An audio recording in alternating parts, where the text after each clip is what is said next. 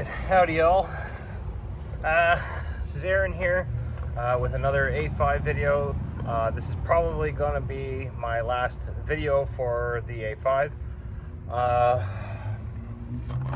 If you haven't watched any of my previous videos, we're just going to go over the gun quickly and explain what I've done over the past year and a bit. Not too much as far as upgrade goes, but there's been a few updates I've done. Okay, so we'll start off with a barrel. Okay, so this is a Deadly Winds carbon fiber null. I got the Lapco barrel adapter to fit autococker barrels. So I use a lot of autococker barrels as they are the industry standard of these days. Here is the Palmer's Pursuit regulator for the A5, so it's the male version of the regulator. There is a female version as well that just attaches to your ASA. Okay, so right now I got that set up to about 800 PSI, or 850, as it is the operating pressure of the gun. Okay, moving back to the E-grip trigger, we got ourselves a nice trigger from Tect. It's one of their steel it's a fang trigger, so it works really well on this gun. I actually don't use any of the set screws that it came with. I just found that it was unnecessary, and you don't really need them in this gun. Moving to the bottom there, I got myself a CP on-off ASA, because in the past I found with these guns is that under high pressure, the tank's threads would usually strip, and most of the time I was busting seals off of the tank. So a nice CP on-off ASA for this gun is ideal, as you don't have to undo and put on your tanks under high pressure. You got a little bit of an on-off switch here. Makes it very easy for gassing and degassing, and it extends the overall life of the regulator of your tank, and saves you money on seals for them. So internally, you won't notice, you won't see it. Got the zero kick hammer in there for a nice smooth shot. Barely any kick in this gun, but or well, marker I should say. Barely any kick in that. The power tube is stock, the bolt is stock. Everything mechanically is stock. This is even the stock board in here. I never really went fancy with that. I do have an 8 board here on site, but I haven't exactly put that in and installed that and tried that yet, but we're gonna move on. Now, the last major part was the removal of the Cyclone. Now, I found through experience, Cyclones can be a little bit of a pain in the ass. They break more paint than they put out. Now, that may not be the case for every gun, but in this case, this gun did have a really bad Cyclone, and it just didn't work very well. So I ended up going out and getting a gravity feed neck. I can't remember the company name, but I will post in the link, the description down below later on. But yeah, it is a nice, easy to install gravity feed neck for e-hoppers, like such as halos, rotors, some of the newer hoppers that are coming out, such as the Spire, but whatnot. Other than that, I think that was pretty well it for that. For upgrade wise, I'm just using my old Halo V35 hopper. I got maybe about 100 balls in there, so it's not going to be a full-out shooting video, but however, it is a functionality. So, further ado, let's get going. So, I already got the E-trigger turned on, so I'm going to be using 2 modes. We're going to be showing semi-automatic, and I'm going to show you how well the trigger rocks, and we're also running auto response, just to make it shoot just a little bit better, and hey, for entertainment purposes. So I found the auto response mode to be best with this trigger. I believe the auto response mode is uncapped. It's just as fast as you pull the trigger. There is no way of capping it with this current board. The semi-automatic as well, I believe, is uncapped. So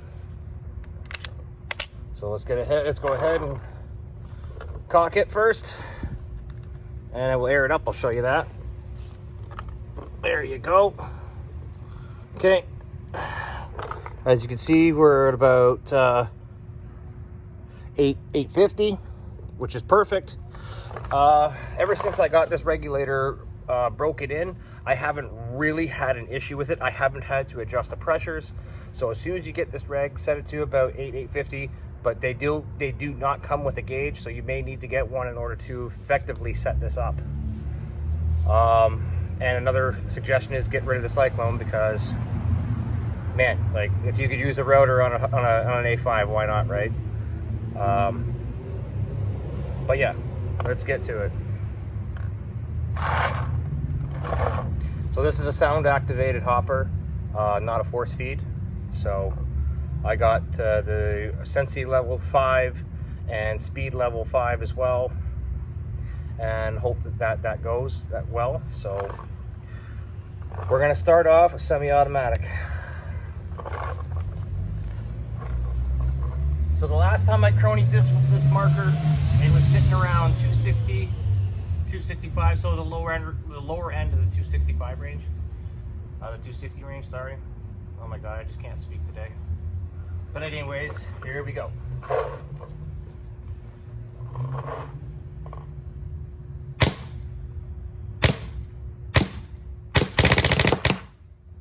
See that? Like, I haven't tinkered with any debounce settings, any dwell settings. All the settings for the board are stock. So best thing to do is just do not touch your dwell, do not touch your debounce, just leave everything alone. The only thing you should be changing is your rate of fire, or I guess your max global rate of fire for the 1 or 2 modes that are affected by it, or just switching out your shooting modes. Other than that, don't touch anything else. It's not worth the time or the hassle. So let's roll on with a little bit more semi, and then we're gonna flip to auto response. You notice I haven't broken a ball yet, which I think is amazing. Okay. Here we go. This is the ultimate test. So far the hopper's kept up. So we're gonna switch to auto response mode, which, like I said, to my belief is uncapped. So here we go.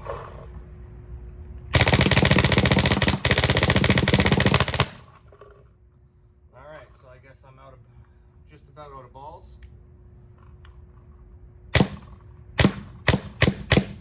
There we go. That's it, she's done. So let's take a look at the barrel.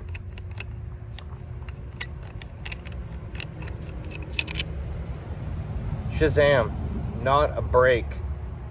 Very clean. Gun shoots very smooth with that zero kick hammer, trust me. So in my opinion, your first few upgrades on this marker, okay, first few upgrades on your marker should obviously be your barrel. Okay, the barrel that comes with the gun is nowhere near good enough for any type of competition style paintball. So I've actually used this in speedball once, and holy shit, a lot of people have turned their heads and went, oh my God, I can't believe that is how that shoots. That's the best shooting A5 I've ever seen. The regulated air is always better than unregulated air. An on-off ASA for, like I said here, quick degassing. No need to strip your threads on your tank. And last but not least, well, zero kick hammer. If it's kind of optional, you don't have to do that, but you can. And your removal of your Cyclone and putting on your gravity feed neck for any style of electric hopper.